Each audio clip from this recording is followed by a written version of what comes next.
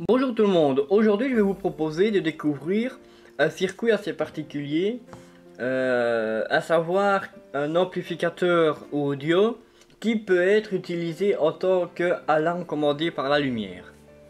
Donc ici ce circuit il va reposer, comme nous l'entendons, commandé par la lumière.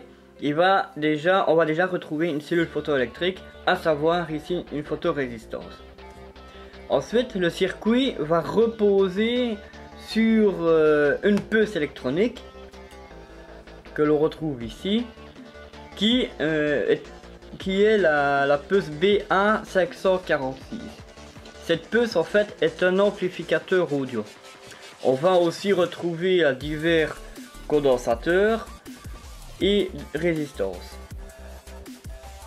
Donc, sans trop attendre, je vais mettre le circuit sous tension et je vais vous laisser le découvrir. Donc avant tout, vu que c'est commandé par la lumière, je vais déjà obstruer un maximum ici la lumière au niveau de la photorésistance et je mets le circuit sous tension. Donc là voilà, on n'a pas de lumière, fatalement l'oscillateur n'est pas excité, ce qui fait que le haut-parleur ne retentit aucun son.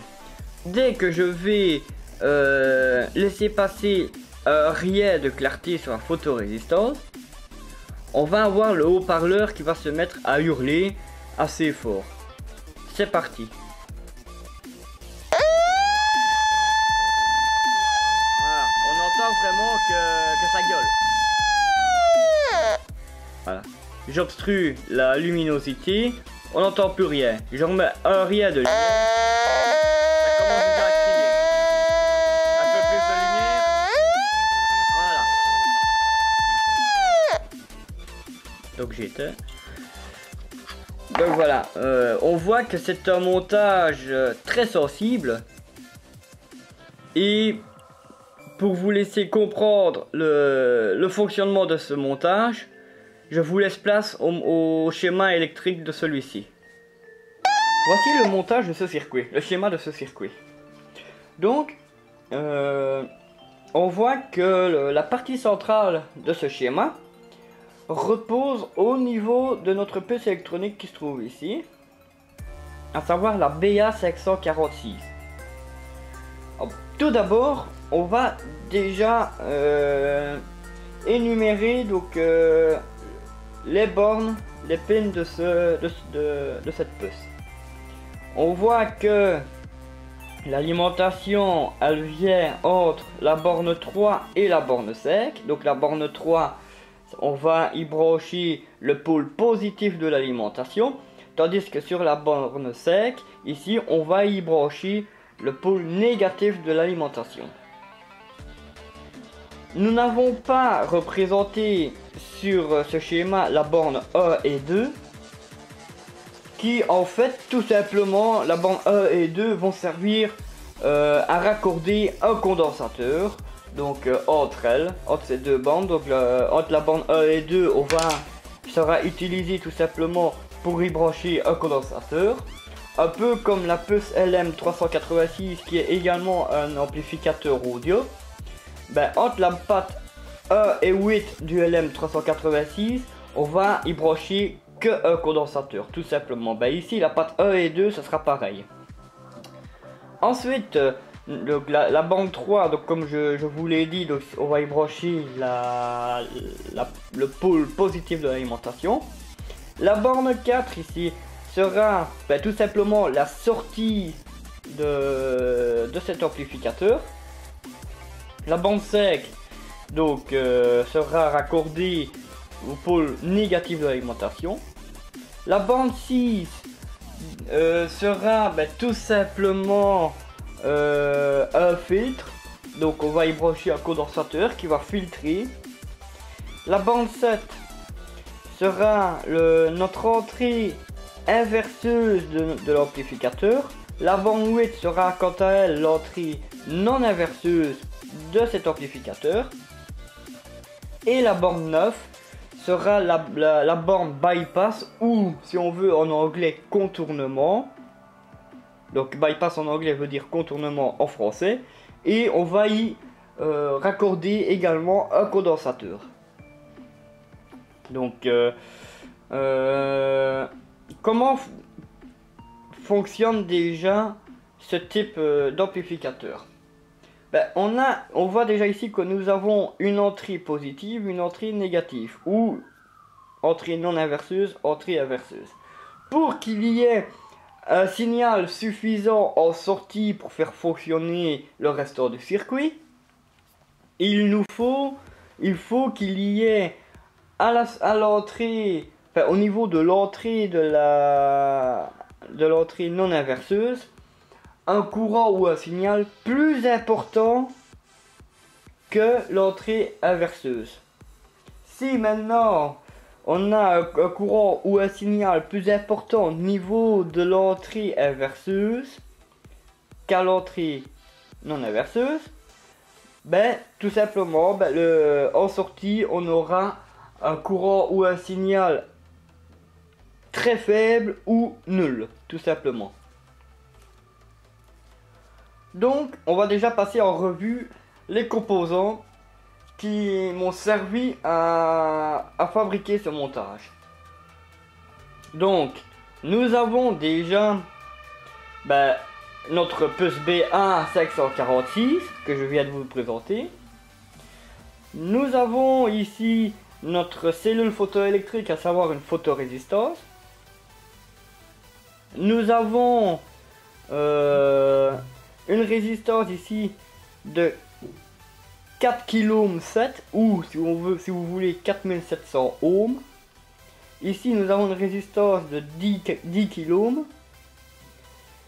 Ici nous avons une troisième de 100 kΩ, une quatrième de 10 kΩ et nous avons nos condensateurs ici, à savoir ici un condensateur de 100 nanofarad, ici de 10 microfarad, ici un de 100 microfarad et également ici un de 100 microfarad.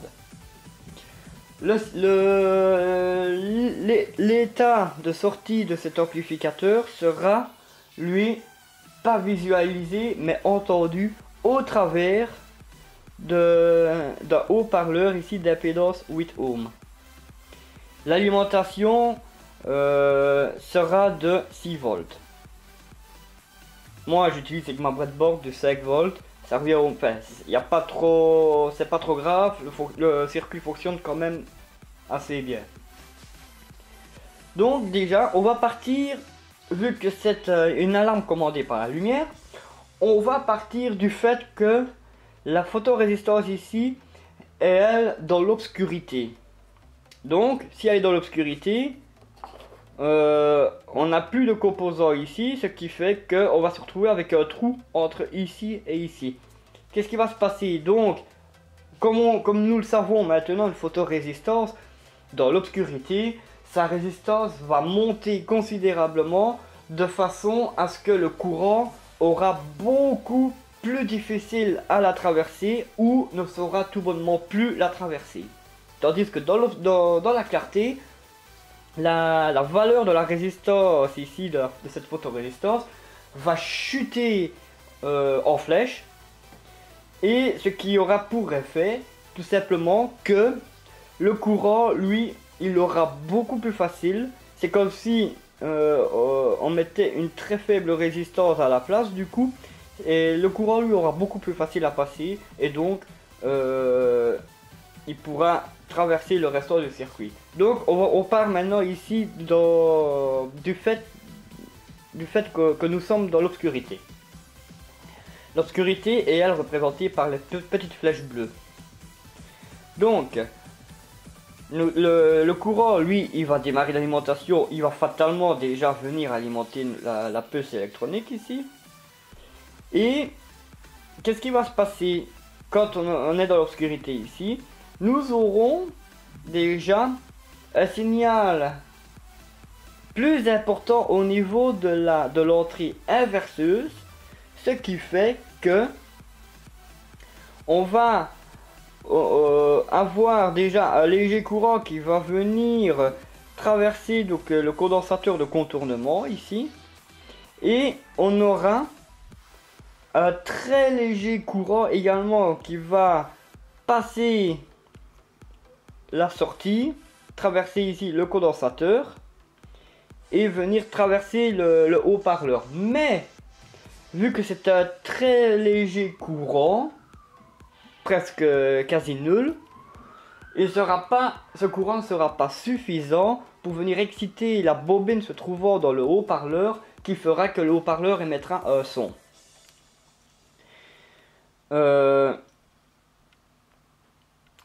J'ai relevé ici, au niveau de l'entrée inverseuse, un courant qui sortait de l'entrée. Ce qui m'étonne, parce qu'en général, en entrée, c'est un courant entrant, c'est pas un courant sortant.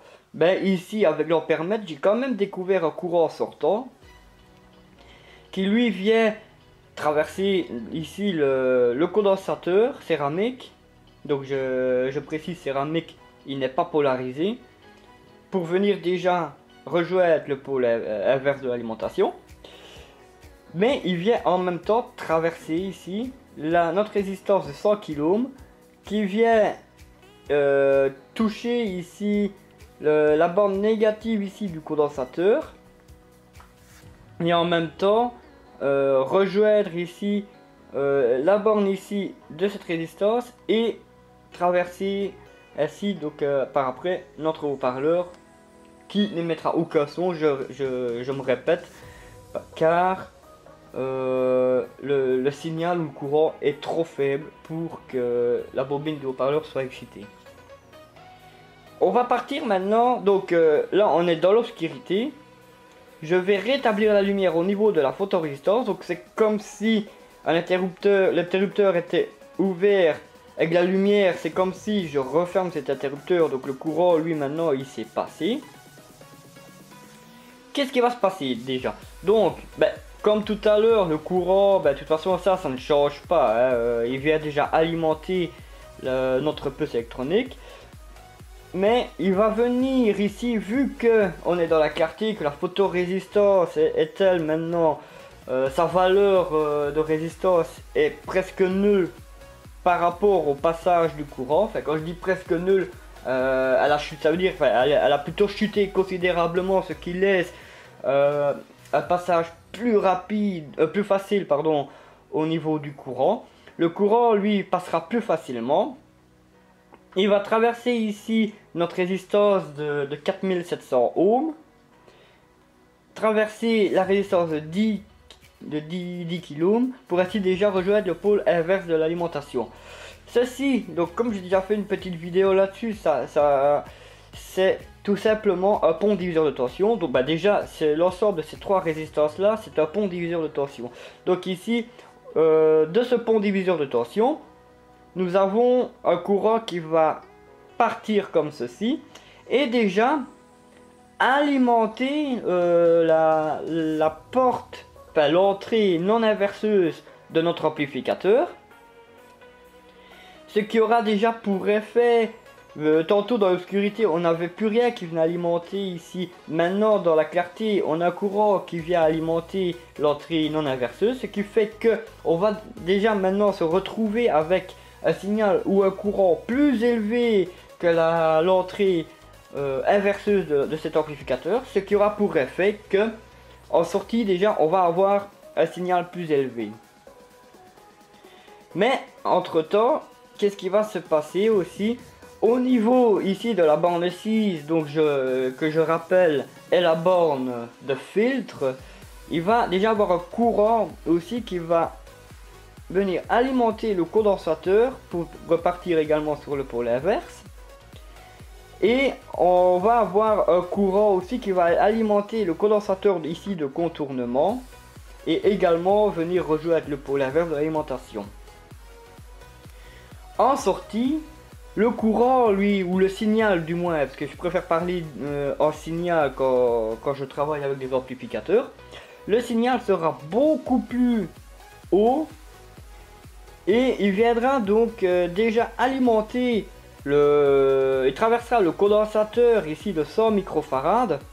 Mais le courant lui, il n'ira pas comme ça, il va passer comme ça, alimenter... il va passer comme ça, pardon. Il va déjà traverser ici la résistance de 10 kOhm pour venir continuer là à alimenter la porte non inverseuse de notre amplificateur.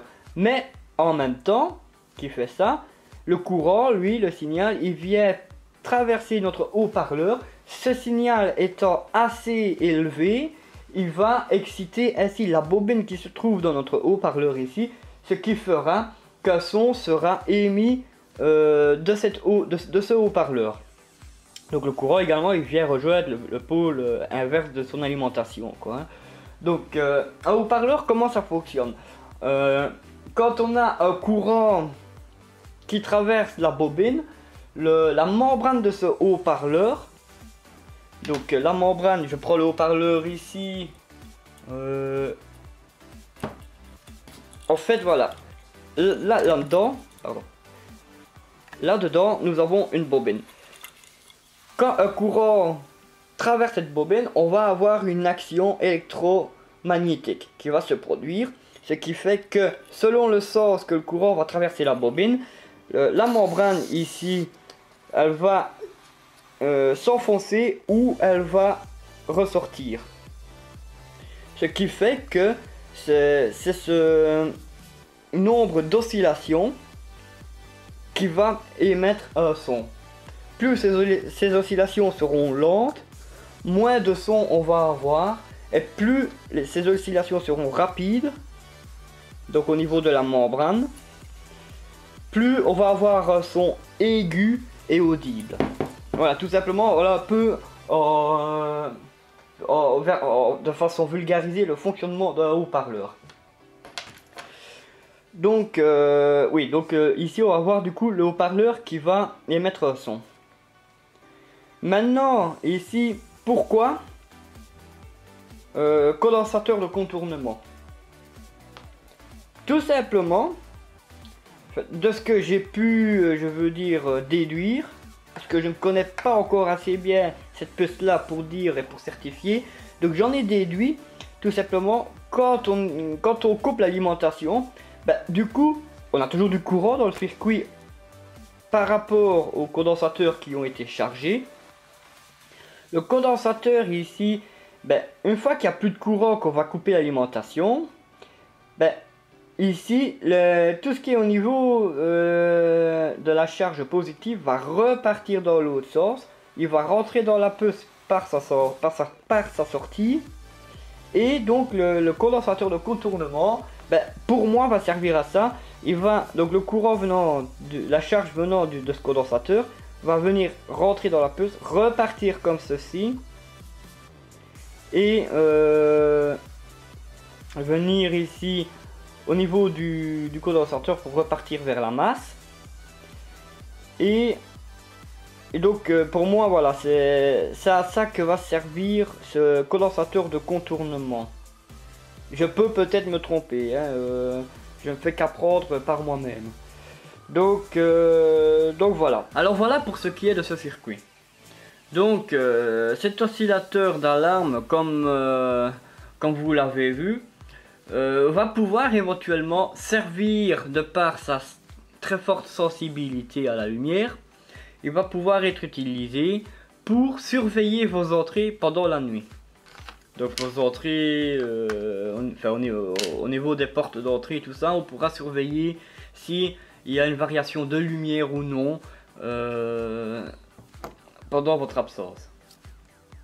Donc ici je remets le montage là sous tension pour vous montrer vraiment la sensibilité au niveau de lumière, au niveau de la lumière qu'il présente, et vous remontrer, donc vous refaire écouter le niveau du son qui sort du haut-parleur ici. Donc là, voilà, je suis déjà quasi dans l'obscurité, quoi.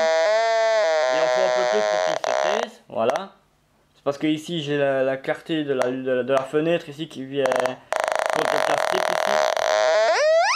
Et quand voilà, on entend vraiment on entend vraiment comment le haut-parleur rigole, quoi. Ça, en fait, ceci, c'est pas un plastique fort épais, et la clarté qui vient de ma fenêtre a facile à passer au travers. Donc, ce qui fait que c'est pas si facile, quoi, de cacher la lumière avec ça. Donc voilà. En espérant que cette vidéo vous a plu et que j'ai été ainsi compréhensif dans mes explications, je vous souhaite une bonne journée et ce sera plus pour les futures vidéos de la chaîne Proto Électronique. Voilà, bye!